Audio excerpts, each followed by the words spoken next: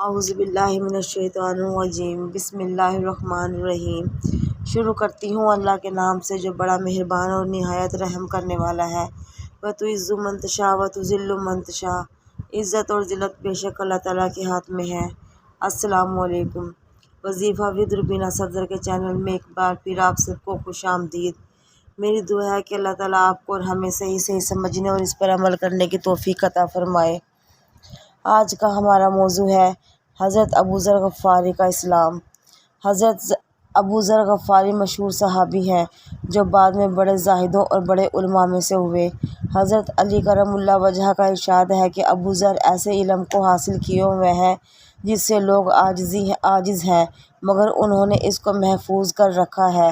جب ان کو حضور اقدس صلی اللہ علیہ وآلہ وسلم کی نبوت کی پہل خبر پہنچی تو انہوں نے اپنے بھائی کو حالات کی تحقیق کے واسطے مکہ بھیجا کہ جو شخص یہ دعویٰ کرتا ہے کہ میرے پاس وحی آتی ہے اور آسمان کی خبریں آتی ہیں، اس کے حالات معلوم کریں اور اس کے کلام کو غور سے سنیں۔ وہ مکہ مکرمہ آئے اور حالات معلوم کرنے کے بعد اپنے بھائی سے جا کر کہا کہ میں نے ان کو اچھی عادتوں اور عمدہ اخلاق کا حکم کرتے دیکھا اور ایسا کلام سنا جو نہ شعر ہے نہ کہانیوں کا کلام ہے۔ ابو ذر کو اس مجمل بات سے تشفی ہوئی تو خود سامان سفر کیا اور مکہ پہنچے اور سیدھے مسجد حرام میں گئے۔ حضور اقدس صلی اللہ علیہ وسلم کو پہچانتے نہیں تھے اور کسی سے پوچھنا مصلحت کے خلاف سمجھا۔ شام تک اسی حال میں رہے۔ شام کو حضرت علی کرم اللہ وجہہ نے دیکھا کہ ایک پردیسی مسافر ہے۔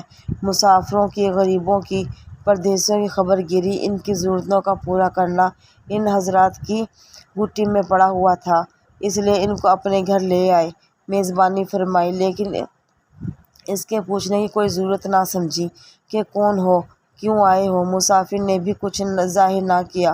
صبح کو پھر مسجد میں آ گئے اور دن بھر اسی حال میں گزارا کہ خود پتہ نہ چلا اور دریافت کسی سے نہیں کیا۔ غالباً اس کی وجہ یہ ہوگی کہ حضور کے ساتھ دشمنی کے قصے بہت مشہور تھے۔ آپ کو اور آپ کے ملنے والوں کو ہر طرح کی تکلیفیں دی جاتی تھیں۔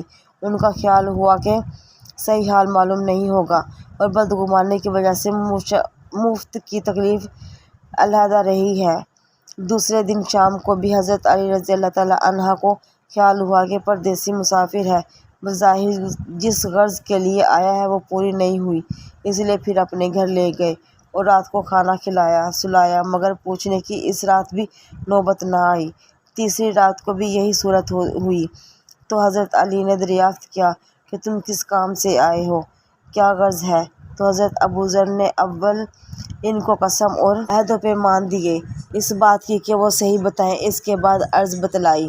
حضرت علی کرم اللہ وجہہ نے فرمایا کہ وہ بے شک اللہ کے رسول ہیں اور صبح کو جب میں جاؤں تو میرے ساتھ چلنا، میں وہاں تک پہنچا دوں گا، لیکن مخالفت کا زور ہے، اس لیے راستے میں اگر مجھے کوئی شخص ایسا ملا جس سے میرے ساتھ چلنے کی وجہ سے تم پر کوئی اندیشہ ہو تو میں پیشاب کرنے لگوں گا اور یا اپنا جوتا درست کرنے لگوں گا، تم سیدھے چلے جانا، میرے ساتھ ٹہرنا نہیں، جس کی وجہ سے تمہارا میرا ساتھ ہونا معلوم نہ ہو۔ چنانچہ صبح کو حضرت علی کرم اللہ وجہہ کے پیچھے پیچھے حضور کی خدمت میں پہنچے۔ وہاں جا کر بات چیت ہوئی، اسی وقت مسلمان ہو گئے۔ حضور اقدس صلی اللہ علیہ وسلم نے ان کی تکلیف کے خیال سے فرمایا کہ اپنے اسلام کو ابھی ظاہر نہ کرنا، چپکے سے اپنی قوم میں چلے جاؤ، جب ہمارا غلبہ ہو جائے اس وقت چلے آنا۔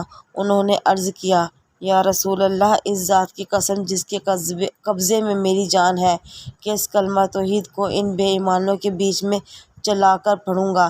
چنانچہ اسی وقت مسجد حرام میں تشریف لے گئے اور بلند آواز سے اشہد ان لا الہ الا اللہ و اشہد ان محمد رسول اللہ پڑھا۔ پھر کیا تھا، چاروں طرف سے لوگ اٹھے اور اس قدر مارا کہ زخمی کر دیا، مرنے کے قریب ہو گئے۔ حضور کے چاچا حضرت عباس جو اس وقت تک مسلمان بھی نہیں ہوئے تھے، ان کے اوپر بچانے کے لیے لیٹ گئے اور لوگوں سے کہا کہ کیا ظلم کرتے ہو، یہ شخص قبیلے غفار کا ہے اور یہ قبیلہ ملک شام کے راستے میں پڑتا ہے، تمہاری تجارت وغیرہ سب ملک شام کے ساتھ ہے، اگر یہ مر گیا تو شام کا جانا آنا بند ہو جائے گا۔ اس پر ان لوگوں کو بھی خیال ہوا کہ ملک شام سے ساری ضرورتیں پوری ہوتی ہیں، وہاں کا راستہ بند ہو جانا مصیبت ہے، اس لیے ان کو چھوڑ دیا۔ دوسرے دن پھر اسی طرح انہوں نے جا کر آواز بلند کلمہ پڑھا، اور لوگ اس کلمے کو سننے کی تاب نہ لا سکتے تھے، اس لیے ان پر ٹوٹ پڑے۔ دوسرے دن بھی حضرت عباس رضی اللہ تعالیٰ عنہ اسی طرح ان کو سمجھا کر ہٹایا کہ تمہاری تجارت کا راستہ بند ہو جائے گا۔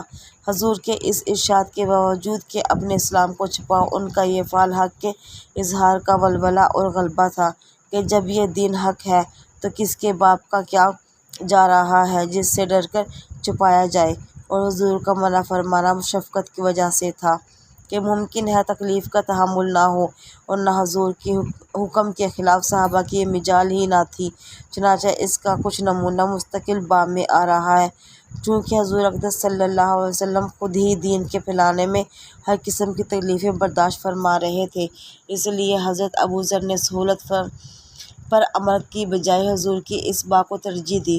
یہی ایک چیز تھی کہ جس کی وجہ سے ہر قسم کی ترقی دینی و دنیاوی صحابہ کرام رضی اللہ تعالیٰ عنہم اجمعین کے قدم چوم رہی تھی، اور ہر میدان ان کے قبضے میں تھا کہ جو شخص ابھی ایک مرتبہ کلمہ شہادت پڑھ کر اسلام کے جھنڈے کے نیچے آ جاتا تھا، بڑی سے بڑی قوت بھی اس کو روک نہ سکتی تھی، اور نہ ہی بڑے سے بڑا ظلم اس دین کی اشاعت سے ہٹا سکتا تھا۔